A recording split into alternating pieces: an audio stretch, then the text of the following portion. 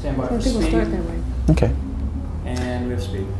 When you're given a script, and in the script are martial arts scenes, and if this is not the right way to describe it, then you can help me.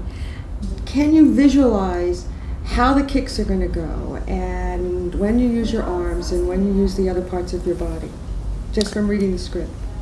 I personally, when I take a script and it has the action sequences laid out in the narrative, you know, the exposition of the script, pretty much throw them out. I mean, there's some place that you start when the character walks into the room, and then there's going to be a fight, and at the end of it you have to have fulfilled certain obligations, you know, to fulfill the narrative of the script, right?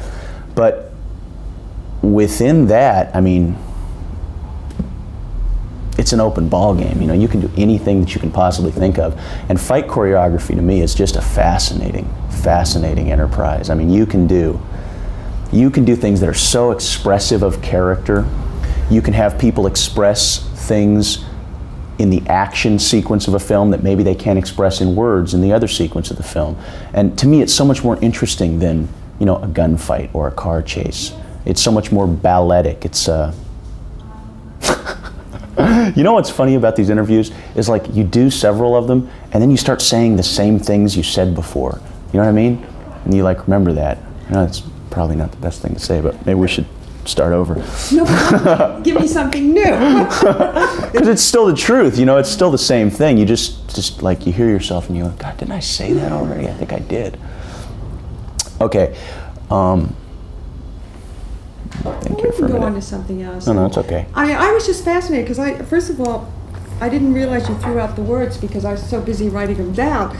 Like, I didn't know what a whip. Well, see, the thing is, when you take what the script writer has written in the script, I think in a lot of general cases, the guy doesn't know a single thing about martial arts, you know. So he's writing down these terms like, I remember we had a couple on Rapid Fire, and we would look at him, myself and Jeff Imada, who was the stunt coordinator and who choreographed the fights with me.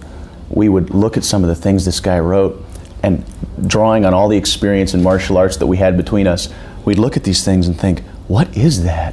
What is a whip spin kick, you know? Got me. I don't know, what's a whip spin? Well, there were some great ones, I cannot remember them. There was like a flying mule kick or something like that. There is a roundhouse wheel kick. I love that. I wrote that one down. Roundhouse wheel kick, yeah. Well, you throw the descriptions out the window as far as I'm concerned, you know, and you start from zero as a choreographer, and you have the characters express things about themselves through the choreography that you're going to create, and maybe they can express, I mean, it shows personality, that someone might choose to do something a certain way in a very direct way, or that someone might choose to try and be defensive and not get involved in the situation and then be forced to, that someone might, you know, attack the situation head on or might run from it. You can really demonstrate some things about the character and continue to do so in a fight scene, as opposed to just kind of stopping and turning off the mind for the next 2 minutes, you know? Fight choreography fascinates me. It just fascinates me. It's wonderful. I used to watch my dad's films all the time, watch his choreography. He had beats in it, you know? He'd have comedy beats. He'd have pauses to allow the audience to catch up. And, you know, and I can see where he drew from. He drew from the old samurai films, you know? And it's a rich tradition, and it's one that hasn't been explored in America that much. Well, then I should ask you another question. What do you draw from? I mean, you have to hold my hand through this because I don't know. Mm-hmm. So what do you draw from? Well, you draw from your imagination.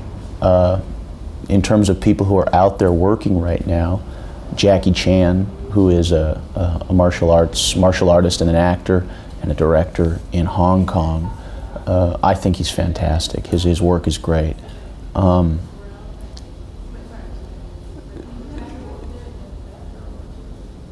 And then you draw from the martial arts. You know, you draw from reality. You draw from your own experiences, your experiences in the gym, your experiences with what would happen. You know, you ask yourself, if someone did this to me, what would I do? And then maybe you also try and give it a little bit of top spin, you know, because it is a theatrical enterprise we're talking about, so, you know. Let's go back. What came first? What came first? And we're going to go back now. The desire to act as an actor or doing martial arts? Or is this an unfair question? I think you wanted to be an actor for a long time.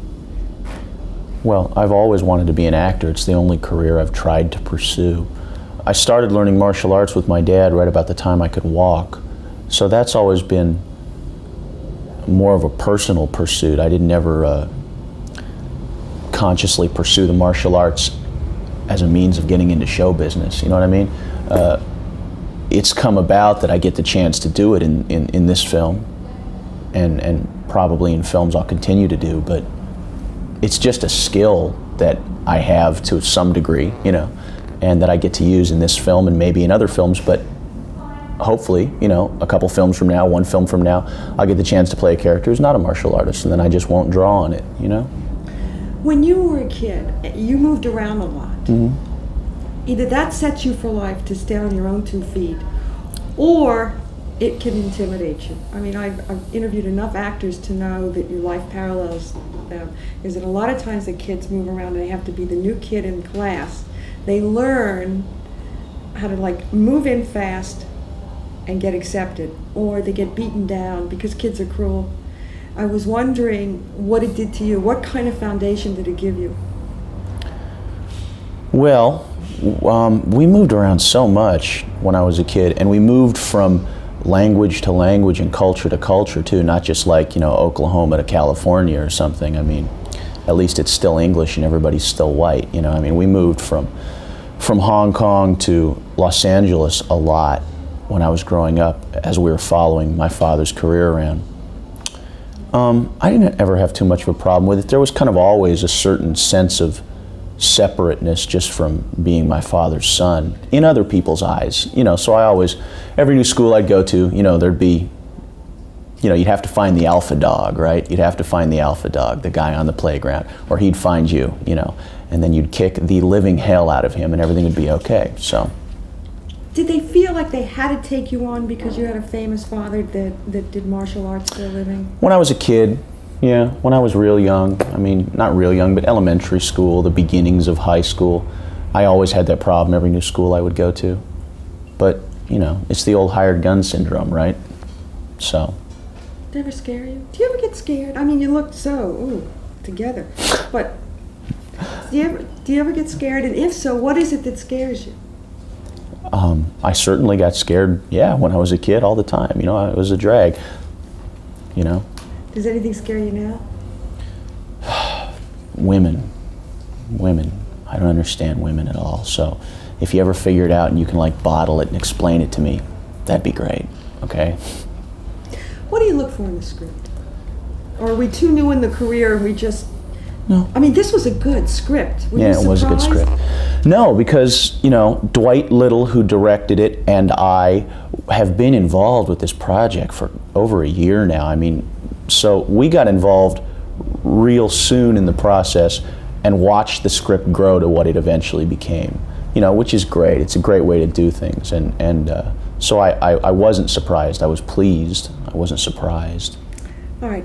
Now remember, I'm asking questions because you're going to lead me. What's the most dangerous thing you've ever done? And this question is not part of your private life, but I meant career-wise or martial arts-wise. Or I mean, to me, it looks very scary when they do that, when you throw your leg out and you kick somebody. And so I'm asking, what's the most dangerous thing you've ever done?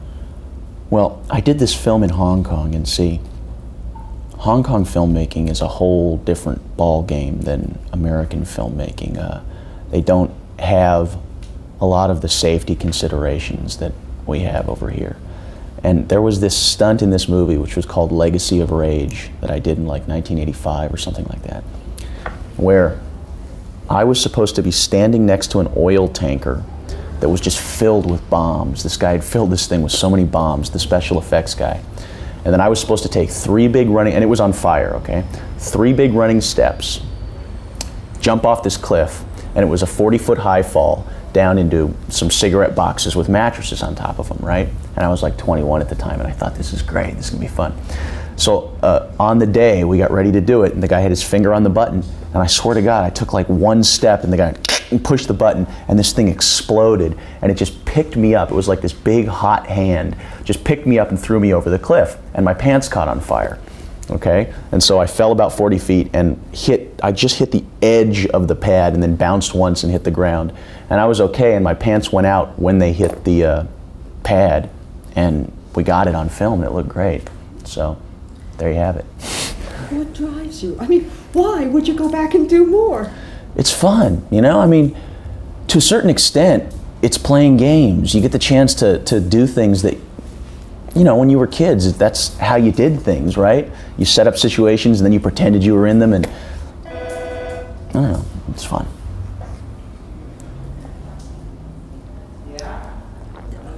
What drives you? I mean, you do action. You do, to me, it looks very scary. I presume it's quite safe because you're choreographing your moves. But what drives you underneath? Do you like that air of excitement? Do you like to live on the edge? You look square, but I wondered if deep behind this great jacket, if, you know, you like that air of excitement. Well, it's always really great to do something that you haven't done before, and it's always really great to do something that you didn't think you can do. And I think that the feeling that you get when you do that, namely something, you know, when you trod on ground you have yet to step on, the feeling that you get when you do that is worth whatever kind of behavior you need to do to get it, you know? When you walk on a film set, Brendan, the you first can one. just spit the jacket out so one color cannot. Right? Okay. Oh, well, it doesn't matter. He looks so good. When you walk on, oh, do anything. I mean, kiss me, hold me. Oh, excuse me. When you walk on a film set, the first time, because we now have a few films under your belt, do you? Excuse me. I'll do that. I mean, if we're going to do this. Yeah, that's I'm not saying that. Oh, okay. Oh, okay. Do you get butterflies? Even knowing that you're responsible for the choreographing of the martial arts scenes, when a film starts, do you get butterflies, or is this? Oh yeah. On this, Rapid Fire was the first film that I starred in America, and it was the first film that I am getting credit for doing the choreography on. And all the way through the entire production, I felt like somebody from 20th Century Fox, you know, some suit, was going to walk onto the set, and they could either have said, "This is the worst film that anyone has ever made, and we're going to shut down production," or they could have said, "This is the best film we've ever seen. Here's $1 million," and I would have been, you know, equally nonplussed either way, because that's how I just had no idea what was going on. I just show up every day and try and do the best job I could, and then go home every day and go, "Oh God, I'm never going to work again ever," you know. So. How'd you prepare for Jake? Did you do anything special? Jake was pretty close to me. I read a lot about Tiananmen Square historically, you know, to prepare for that. But, I mean, the parallels between Jake and I weren't too hard to find, you know. The good thing about the character is Jake is a person who's put into a situation that rapidly escalates out of his control, and he's just dealing with it, you know?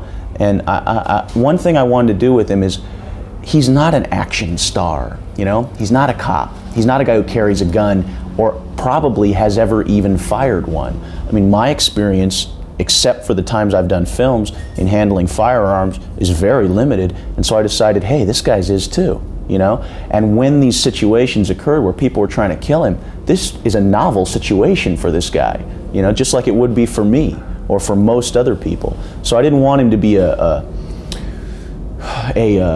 person who was dealing with all of these situations as if it happened to him every day. You know, he's a kid. He's an art student at Pepperdine who lost his father a couple of years ago, and now finds himself in a situation where a hell of a lot of people are trying to kill him. And I wanted that to show in this guy's reactions to the things that happened to him, as opposed to him just being like, hey, no problem, I'm an action star, you know? You lost your father when you were young. Did that bring back memories? I mean, if you're treading on the wrong note, just say forget it. No, well, like I said, I mean, you know, there were a lot of parallels between myself and that character, so I didn't have to search real far to find out what it would feel like to lose your father, you know. Is there a quality that Jake possesses that you admire? He's an artist.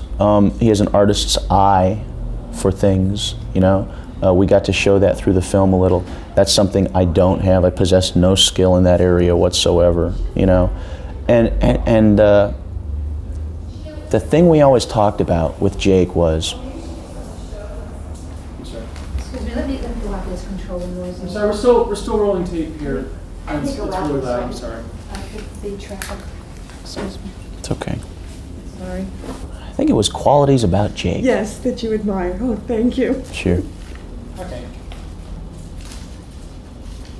Qualities about Jake. We just always talked about how he got involved in the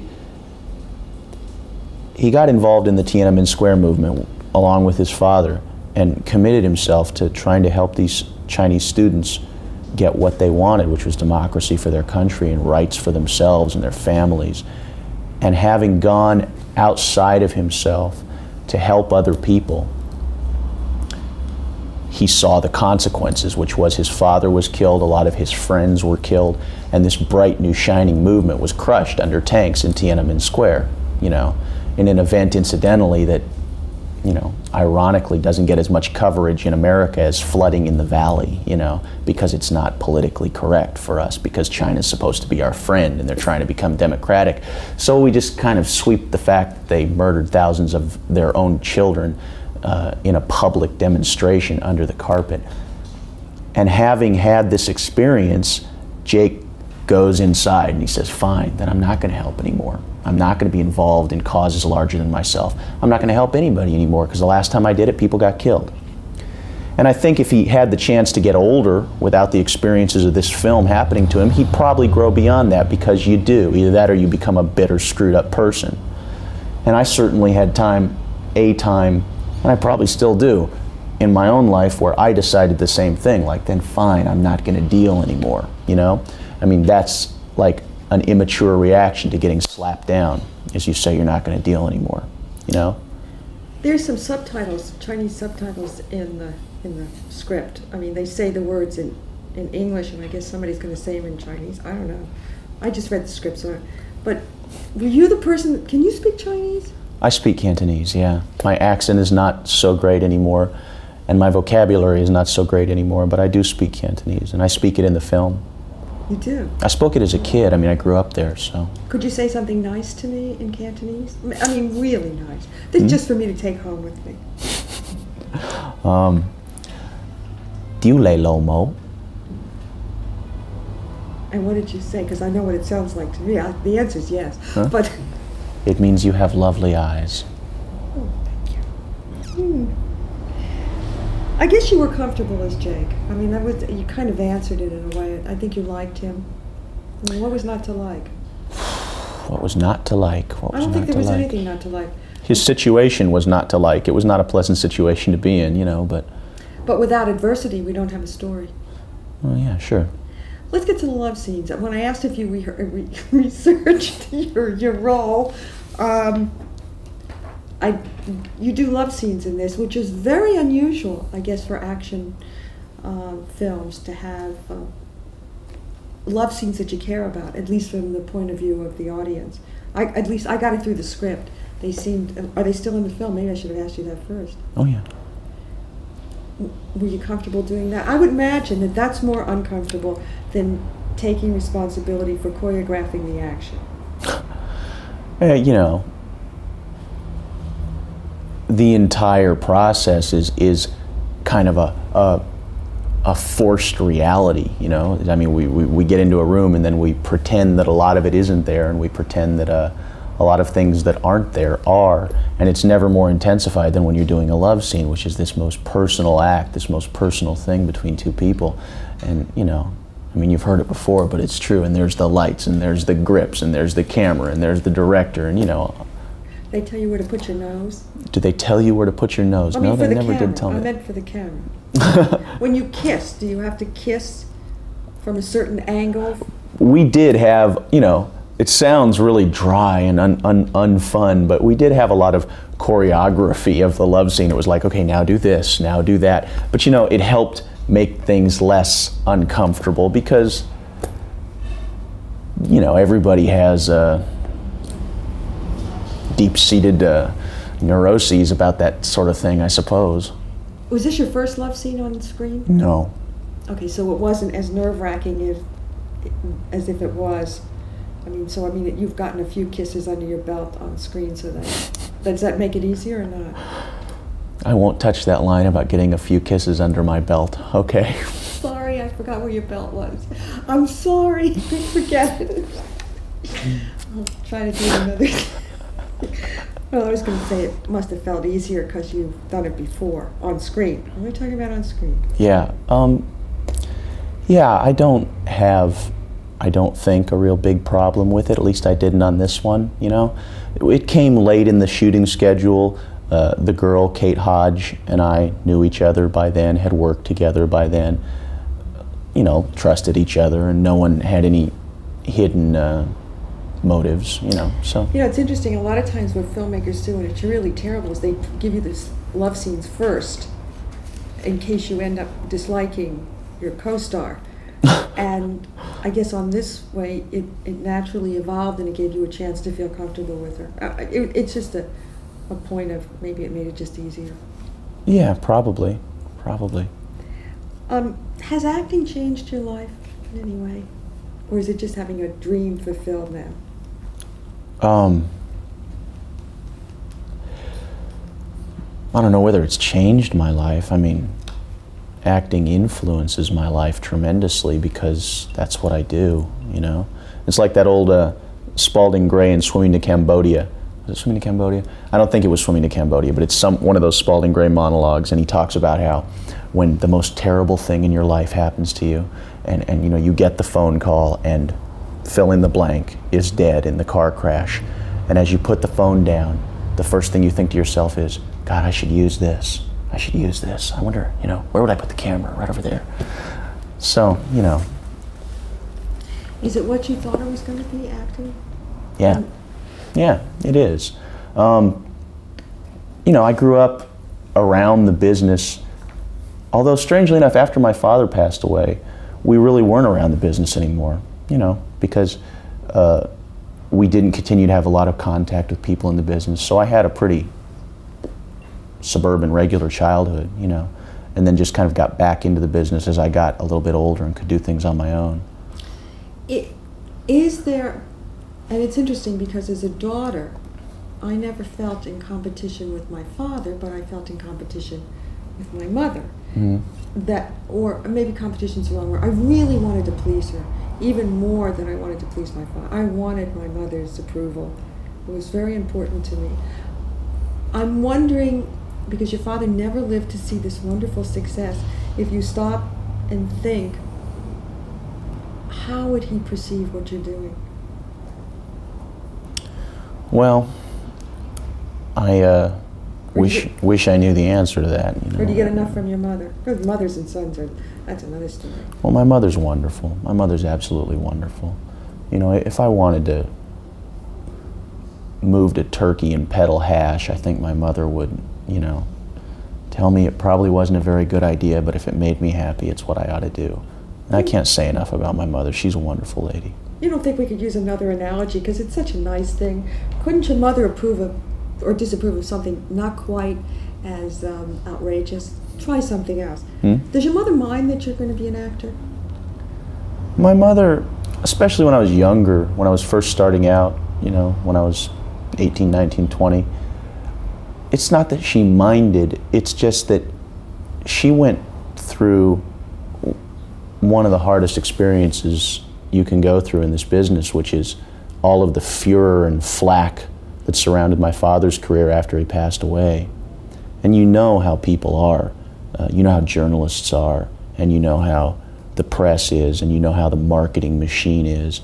I mean, they'll do anything to make a buck. You know, they will do anything. I mean, you got this lady coming out right now saying Elvis slept with his mother. It's like, you know, this lady should go to hell, you know, because even if, God forbid, it's true, what kind of common decency does this bitch have to be coming out and saying stuff like that? It's so uncalled for. It's so tasteless.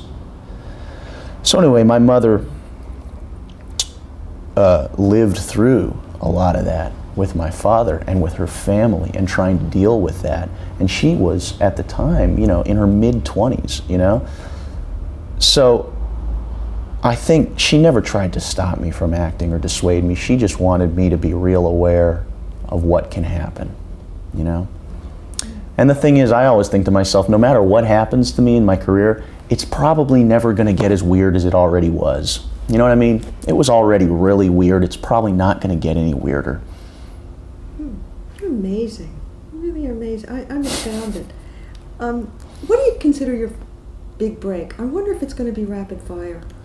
Or maybe... I don't know. I hope so. I'm really proud of the film, you know? It's not entirely done yet. I hope they don't... I hope it doesn't get messed up before it comes out. But I'm really proud of it.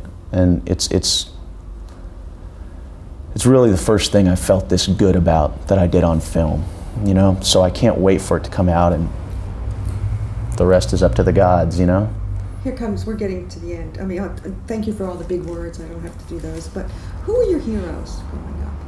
My heroes growing up? Well, Robert M. Persig was one of my big heroes, the guy who wrote Zen and the Art of Motorcycle Maintenance, you know? Hunter S. Thompson, another one of my big heroes. Really, Hunter, if you're out there, I really want to meet you sometime. Go hang at your place in Colorado. I don't know, Jack Kerouac. I love Jack Kerouac and Neil Cassidy and those guys. Krishnamurti. Actors.